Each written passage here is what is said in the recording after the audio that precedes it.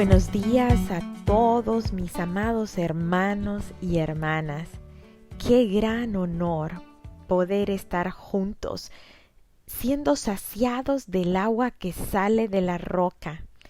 En esta mañana nosotros estudiaremos acerca del Éxodo 17. Sin embargo, quiero hacer mención de Primera de Corintios 10, que se refiere precisamente a este pasaje que hemos de estudiar hoy. Primera de Corintios 10 dice: No quiero, hermanos, que ignoréis que nuestros padres todos estuvieron bajo la nube y todos pasaron el mar. Y todos en Moisés fueron bautizados en la nube y en el mar, y todos comieron el mismo alimento espiritual. Y escuchemos bien, y todos bebieron la misma bebida espiritual, porque bebían de la roca espiritual que los seguía, y la roca era Cristo. Saben, nosotros estamos bebiendo de esa misma agua espiritual que sale de una roca. Pero ¿cómo es posible agua saliendo de una roca si la roca es algo seco, es algo sólido, árido, firme, estable? Sí, sí lo es, pero dentro de esa roca hay agua que ha salido para darnos de beber y para saciar todas nuestras necesidades en Cristo Jesús, que es esa roca. Así que hoy vamos a ver qué es lo que sucede en este viaje que el pueblo hebreo está haciendo por el desierto. Recordemos que este viaje por el desierto realmente es una radiografía de la lucha espiritual en que usualmente nosotros nos hemos de involucrar en nuestro caminar, en nuestra travesía de vida. Y la que solamente vamos a lograr vencer cada obstáculo por medio de la fe en el Señor. Debemos tener siempre nuestra mirada firme en Él, haciendo uso de la oración, de la lectura de la palabra y nuestra comunión íntima y permanente con Dios. Éxodo 17 comienza hablándonos que la congregación partió del desierto de Sin. ¿Recuerdan? Donde el Señor les proveyó de ese maná, de ese alimento diario. Y dice que conforme al mandamiento de Jehová acamparon en Redifim, y no había agua para que el pueblo bebiese. Y altercó el pueblo con Moisés y dijeron: Danos agua para que bebamos. Y Moisés les dijo: ¿Pero por qué altercáis conmigo? ¿Por qué tentáis a Jehová? Una vez más, la actitud del pueblo de Israel es una actitud contraria, es una actitud de queja ante las necesidades.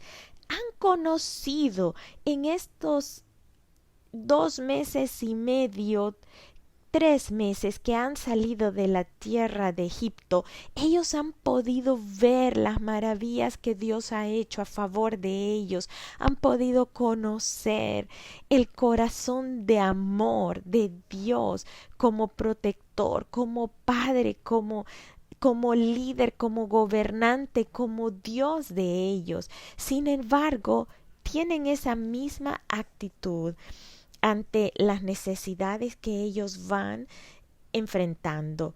Llegan a tener, me imagino que temor, y ese temor los hace sentirse vulnerables, y esa vulnerabilidad la expresan en queja, en enojo, y muchas veces nos pasa eso a nosotros.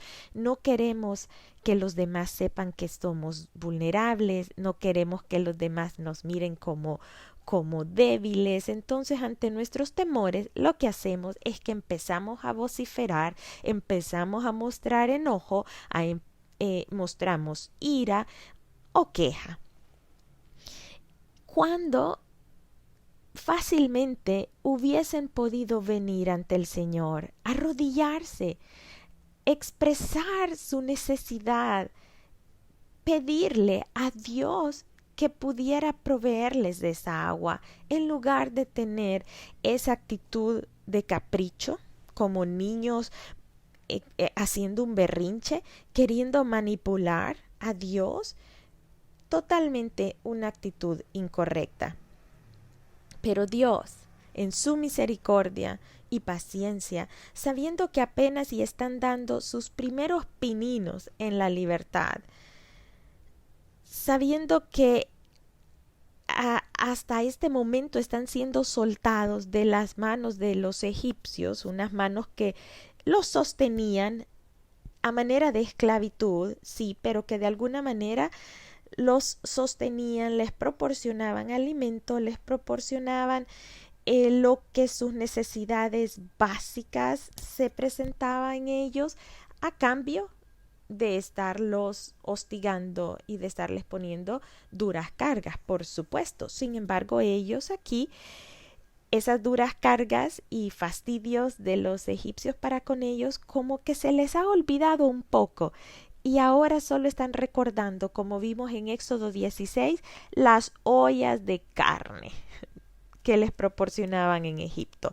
Y dicen aquí en Éxodo 17:3, allí el pueblo tuvo sed, murmuró contra Moisés y dijo, ¿por qué nos hiciste subir de Egipto para matarnos de sed a nosotros, a nuestros hijos y a nuestros ganados?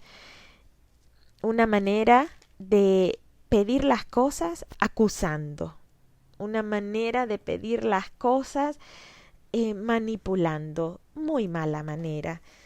Cuidémonos de tomar estas actitudes ante los retos que nosotros vamos enfrentando en nuestra vida diaria. Dice que Moisés entonces vino a quien debía venir y vino al Señor y le dijo, ¿qué haré con este pueblo? De aquí a un poco me apedrearán. Ya no era la primera vez que Moisés estaba enfrentando estas quejas del pueblo. Recordemos que allá en Egipto, cuando el Señor lo manda a ser el libertador y que él se presente a Faraón, y Faraón más bien se molesta e impone mayores cargas al pueblo, el pueblo estaba molesto contra Moisés y le dice, pero ¿por qué has traído este mal contra nosotros?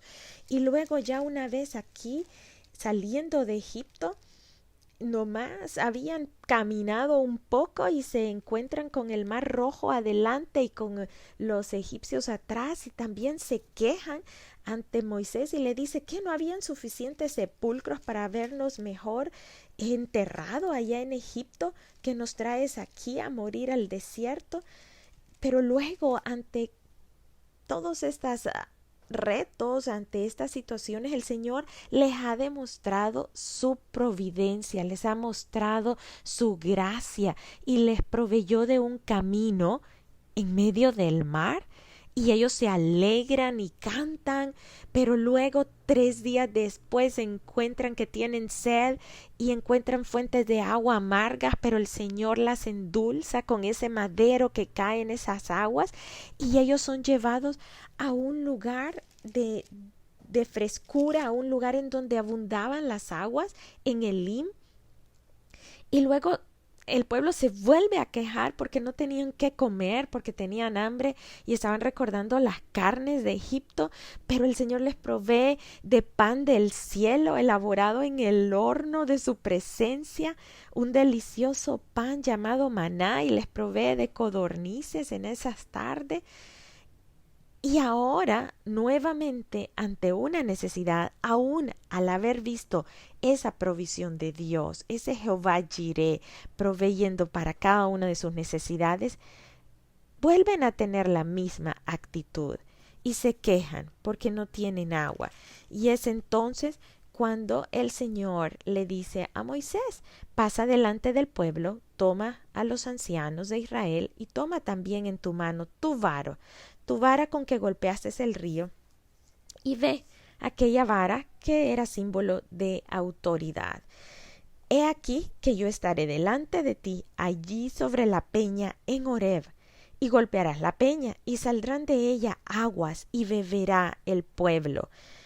Esta peña estaba en el monte Horeb, que es el mismo monte Sinaí, y allí el Señor le dice que golpee la peña, que golpee la roca.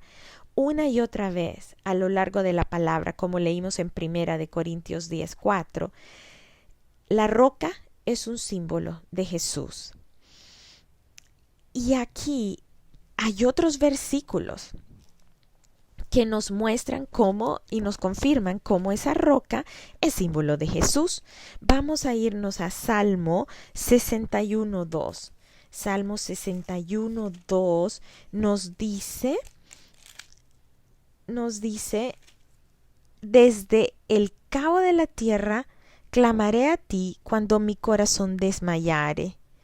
Llévame a la roca, que es más alta que yo, porque tú has sido mi refugio y torre fuerte delante del enemigo. Condúceme a la roca, llévame a la roca. Esto es lo que el Señor nos está mostrando, quién es la roca y lo que hay dentro de la roca. El carácter de Cristo es un carácter firme.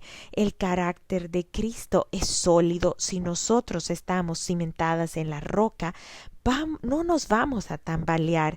Y es más, esta es una roca especial, porque de esta roca fluye corriente de agua para saciar toda sed, para llenarnos.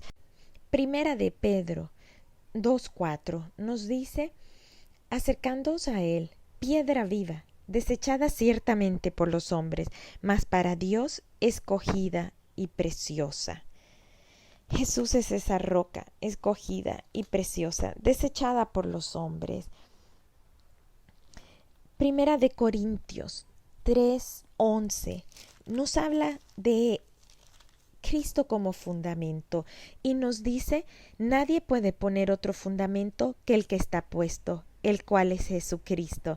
Y si sobre este fundamento alguno edificare oro, plata, piedras preciosas, madera, heno, hojarasca, la obra de cada uno se hará manifiesta, porque el día la declarará, pues por el fuego será revelada, y la obra de cada uno, sea cual sea, el fuego la probará. Nuestro fundamento debe de ser esa roca, debe ser Cristo, y nosotros debemos edificar sobre esa roca. Nosotros decidimos qué materiales hemos de edificar esta vida que el Señor nos ha dado para que construyamos sobre la roca. Y deben de ser materiales firmes y fuertes, y eso lo va a determinar de qué nos estamos alimentando. Alimentémonos de su palabra y hemos de construir una edificación que honre y glorifique al Señor. Dice su palabra. Sigamos en Éxodo 17.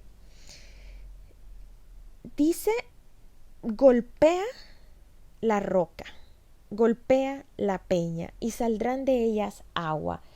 Esto es un símbolo de lo que sucedió con Cristo Jesús. Él fue golpeado, la roca fue golpeada, esa peña fue molida y fue herida, y salió agua dulce, agua que si nosotros bebemos se convierte en nosotros en una fuente de agua que salta para vida eterna, que corre como ríos de agua viva desde nuestro interior para que otros también puedan venir a tomar de esa agua. Y dice que en Éxodo 17:7, y llamó el nombre de aquel lugar Masá y Meriba, por la rencilla de los hijos de Israel y porque tentaron a Jehová diciendo: ¿está pues Jehová entre nosotros o no? Miren qué actitud, una actitud totalmente desafiante. Después de todo lo que han visto, atreviéndose a decir que acaso está Jehová entre nosotros o no está. Mucho cuidado debemos tener nosotros con poner en duda que el Señor está con nosotros y en nosotros. Él está en nosotros, Él es Emmanuel, Dios con nosotros. Él ha venido al mundo, Él proveyó el sacrificio de la salvación, para que nosotros no tuviésemos que caminar solos por ningún desierto, sino que estuviésemos y caminásemos en Él, que anduviésemos en Él. No pongamos en duda si Él está en nosotros, no desafiemos al Señor con esa pregunta: ¿qué? ¿Acaso está Dios con nosotros? ¿Que acaso nos escucha Dios? ¿Que acaso le importamos a Dios? Quizás muchas veces hemos tenido esas actitudes. Y aquí dice que llamó el nombre de aquel lugar Masá, que significa prueba, y Meriba, que significa queja. Es decir, en la prueba ellos se quejaron.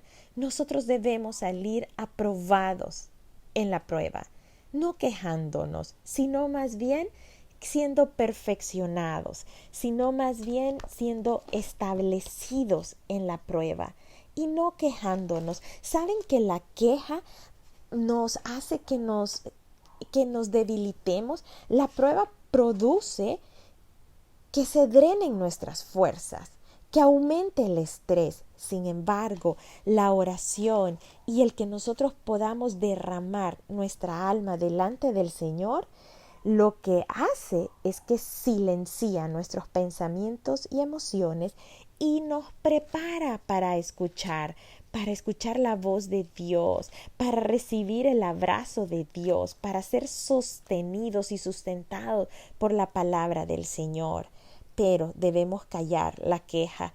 Primera de Pedro 5:10 nos dice: mas el Dios de toda gracia, que nos llamó a su gloria eterna en Jesucristo, después que hayáis padecido un poco de tiempo, Él mismo os perfeccione, afirme, fortalezca y establezca. Esa es la actitud. Acudir al Dios de toda gracia en medio de las pruebas. Que no sea prueba y Meriba, sino que sea prueba y gloria de Dios, que sea prueba y que sea perfeccionamiento de Dios. La prueba siempre va a venir, siempre va a estar delante de nosotros, pero quien va delante de nosotros como poderoso gigante es Dios. Luego tenemos en este mismo capítulo un pasaje muy edificante. Los amalecitas dice que vienen en contra del pueblo de Israel en Refidim. Ahí estaban los amalecitas. Los amalecitas era un pueblo que se había formado de los descendientes de Esaú. Amalec, si nosotros nos vamos a Génesis 36, ¿se acuerdan aquellos pasajes en que había una descendencia que antes nosotros los pasábamos sin leerlos porque decíamos: ¿y esto de qué me va a servir? Pues de aquí sirve, para que nosotros tengamos noción de dónde provienen estos pueblos a los que los israelitas se están enfrentando, y sabiendo de dónde provienen, sabemos de dónde provienen nuestras pruebas, sabemos de dónde se van a levantar todos obstáculos en contra de nuestro caminar hacia esa tierra prometida. Génesis 36 nos habla de los descendientes de Esaú y nos dice: ¿recuerdan ustedes que Esaú había tomado mujeres cananeas, lo cual no había agradado a su padre Isaac y Rebeca? Esto les había desagradado muchísimo. Y claro, aquí están las consecuencias. Él tomó por mujer a mujeres, a las hijas de Canaán, dice: a Ada, hija de Elón, a Olivama, hija de Ana, hijo de Sibeón, Ebeo, y a Basemat, hija de Ismael. Así que todas estas mujeres eran cananeas, tenían otros dioses, y de una y otra manera esto hacía que el corazón de sus esposos se inclinara hacia estos otros dioses, y lo que sucedió es que tuvieron descendientes. Esta mujer, Ada, uno de sus hijos, nos dice en Génesis 36:10, se llamó Elifaz, hijo de Ada, mujer de Esaú. Y Elifaz tuvo un hijo,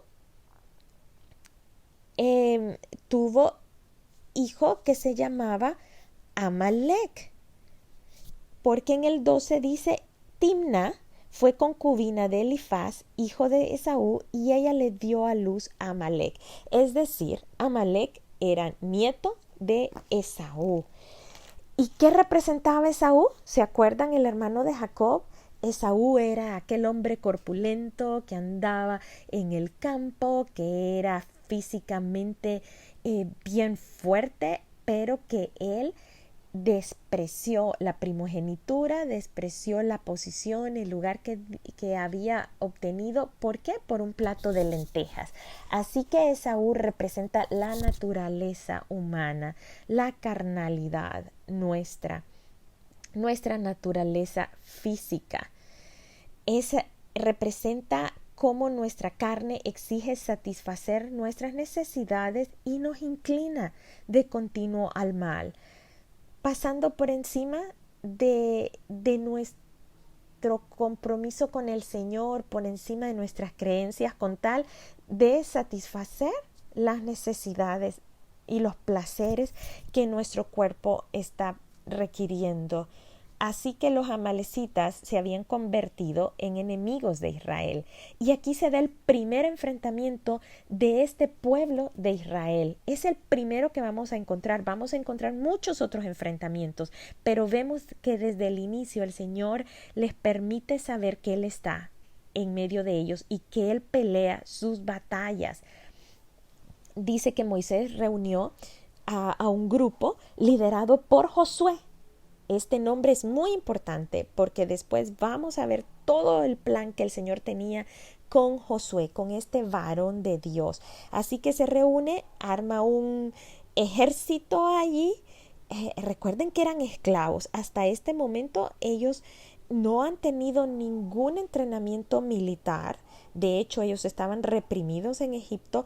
Así que aquí comienza a surgir ese entrenamiento militar justo en la batalla. Muchas veces nosotros no es que tenemos un entrenamiento cómo guerrear las batallas, pero en medio de la prueba, en medio de las batallas que nosotros enfrentemos, nosotros vamos a ir siendo perfeccionados como soldados de Cristo. Y dice que Josué pues peleó contra Amalec. Él escogió varones y salió a pelear contra Amalec, y lo importante es saber que esta pelea no era en realidad una pelea física. La pelea física era resultado de la pelea espiritual que se estaba dando, la pelea espiritual que se da en cada uno de nosotros cuando está en lucha nuestra carne con el Espíritu de Dios en nosotros. Es esa misma batalla, es la batalla contra Amalec, es la batalla contra nuestra naturaleza humana, pero vemos cómo se pelean las batallas. Moisés representando al ungido de Dios, representando al elegido por el Señor para librar estas batallas, para guiar este pueblo. Él sube a la cumbre del collado, sube al monte, y dice que cuando él alzaba sus manos, Moisés alzaba sus manos, Israel ganaba, y cuando él bajaba sus manos, Amalec ganaba, prevalecía. Así que Moisés entendió que esta lucha física, la victoria física, iba a ser resultado de la victoria espiritual, como lo es en la vida de cada uno de nosotros. Nosotros tenemos que guerrear la batalla allí en lo alto del monte, en la presencia del Señor, levantando nuestras manos en señal de rendición al Señor. Y dice que a él se le cansaban las manos, a Moisés se le cansaban. Entonces vinieron Aarón y Hur y pusieron una piedra debajo de él para que Moisés estuviera sobre la piedra, se sentara sobre la piedra, y Aarón y Hur se encargaron de sostener sus manos, el uno a un lado y el otro al otro. Así hubo en sus manos firmeza hasta que se puso el sol. El fundamento de nuestras batallas, de cada una de nuestras luchas, es Cristo Jesús. Debemos de sentarnos, posarnos sobre la roca, sobre la peña, y está bien unirnos a otros hermanos de la fe, para que nuestras manos sean sostenidas en momentos de lucha, en momentos de guerra, en momentos de batalla, porque pueda ser que nos cansemos, pero qué bueno es saber que no estamos solos, que somos un cuerpo y que tenemos a hermanos y hermanas que pueden sostener nuestras manos de manera que ese rendirnos al Señor continuamente pueda dar como resultado la victoria en lo físico. Y dice que Josué deshizo a Amalec y a su pueblo a filo de espada. Esta batalla muestra que realmente quien ganó esa batalla es el Señor. Ellos no estaban entrenados. Los amalecitas eran un pueblo guerrero, era un pueblo que andaba por el desierto luchando, estaban acostumbrados a esta lucha, a pelear, a coger el botín de los pueblos, de los otros pueblos para ellos, apropiarse de las ganancias de otros. Ellos estaban acostumbrados, tenían experiencia. El pueblo de Israel no tenía ninguna experiencia, pero ¿cuántos sabemos que aunque no tengamos experiencia, con el Señor nosotros somos más que vencedores? Con el Señor podemos estar solos completamente, pero nosotros y el Señor somos mayoría, somos mayoría. Así que este es un poderoso relato que nos muestra que el Espíritu Santo es el único que puede darnos victoria sobre la naturaleza física.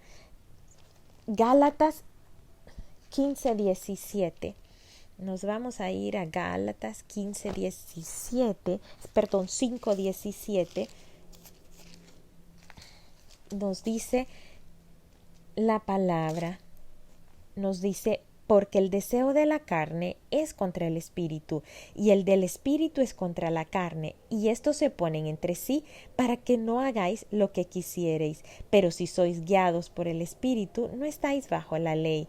Manifiestas son las obras de la carne: adulterio, fornicación, inmundicia, lascivia, idolatría, hechicerías, enemistades, pleitos, celos, iras, contiendas, disensiones, herejías, envidias, homicidios, borracheras, orgías y cosas semejantes a estas, acerca de las cuales os amonesto, como ya os he dicho antes, que los que practican tales cosas no heredarán el reino de Dios.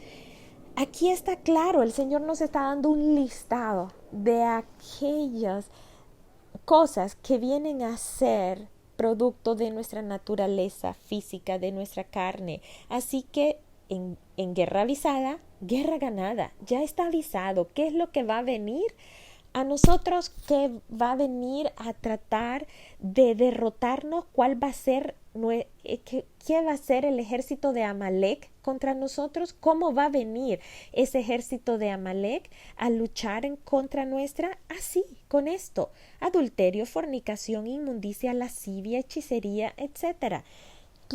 Cuando detectemos estas cosas, sepamos que es el pueblo de Amalec, es el pueblo, es esa carnalidad, es esa naturaleza física luchando en contra de la naturaleza espiritual. Pero debemos saber y debemos de seguir el ejemplo que tuvo Moisés. Levantarnos, ir al monte de Jehová, ir sobre el collado, no quedarnos al nivel de la tierra viendo esos problemas, cómo nos atacan. Subamos, elevemos nuestra mirada, subamos a la presencia del Señor.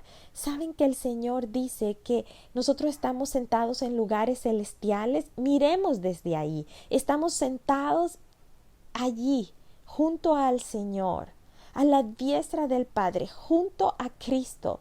Ese es nuestro lugar. Allí en los lugares celestiales hemos sido llevados por Jesucristo. Él nos ha dado esa posición, ese lugar. Miremos desde ahí. No miremos a vista de hormiga, miremos a vista de águilas. Somos como las águilas, dice el Señor. Esa es nuestra perspectiva desde el lugar de las alturas. Así como lo hizo Moisés, subió al collado y levantó sus manos en señal de rendición, en señal de aferrarse al poder de Dios, y el pueblo prevaleció. El pueblo prevaleció, y esto es parte del entrenamiento de Josué, de quien hemos de aprender en algunos capítulos más adelante. Josué era un hombre hasta ahora desconocido, pero aquí Dios lo menciona y Dios lo está preparando para la misión que ha de tener en el futuro. Esta no sería la única batalla que Josué enfrentaría, este sería el inicio de muchas batallas, pero Josué está reconociendo que esta batalla no la ganó él en sus fuerzas con las personas que él había reclutado, sino que la ganó el Señor. El Señor libra nuestras batallas y Él es quien nos da la victoria. Sepamos que el Señor nos va a librar del enemigo, que mientras estemos en esta tierra va a haber guerra y que el Señor no va a dar tregua al enemigo. Él va a estar con nosotros y si nosotros estamos en Él, Él nos va a dar la victoria, que siempre habrá de continuo un conflicto que va a durar mientras nosotros vivamos, pero este conflicto y estas pruebas son la oportunidad perfecta para crecer y para ser entrenados en la batalla, como lo está haciendo Josué. No lo perdamos de vista, no perdamos de vista a Josué y el crecimiento que él ha de tener a partir de este momento. Así que mis hermanos amados y hermanas amadas, que Dios les bendiga. Gracias por mantenerse unidos en este aprendizaje que el Señor nos está dando, como esa agua que al ser golpeada por un solo sacrificio, esa agua viene a ser un agua ilimitada en nuestras vidas, un agua que siempre está fluyendo y de la cual nosotros podemos beber cada vez que nosotros venimos a la roca, a la peña. Que Dios les bendiga, les amo mucho en el Señor. Amén y amén.